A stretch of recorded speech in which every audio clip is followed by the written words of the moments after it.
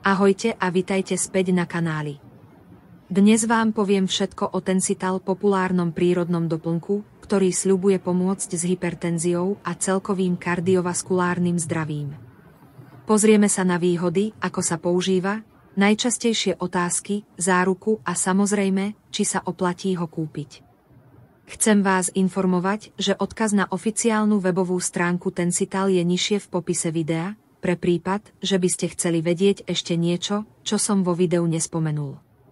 Tensital je prírodný doplnok stravy určený na podporu normálneho krvného tlaku a zlepšenie krvného obehu.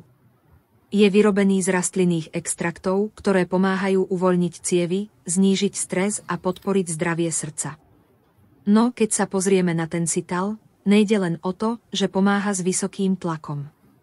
Je navrhnutý tak, aby podporil aj celkovú pohodu, zlepšiť krvný obeh, uvoľniť cievy a tým aj zmierniť bolesti hlavy či únavu.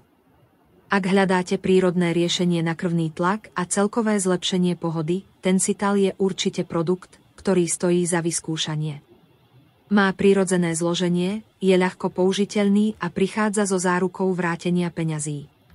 Samozrejme, tento liek, alebo akýkoľvek iný, bude účinný a bude fungovať iba vtedy, ak ho budete užívať správne. Preto sa odporúča užívať jednu kapsulu 2-krát denne, najlepšie ráno a večer, s dostatočným množstvom vody. Na dosiahnutie viditeľných výsledkov sa odporúča užívať ho aspoň 15 dní.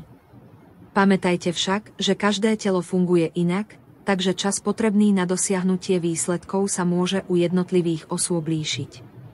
A buďte si istí, pretože Tensital nemá žiadne vedľajšie účinky a budete mať 30-dňovú záruku po zakúpení. Ak sa vám nebude páčiť, môžete požiadať o vrátenie peňazí v plnej výške. Ak vás produkt zaujal, nájdete odkaz na oficiálnu stránku v popise videa. Nezabudnite dať like, odoberať kanál a napísať do komentára, ak máte otázky. Ďakujem za sledovanie a dávajte na seba pozor.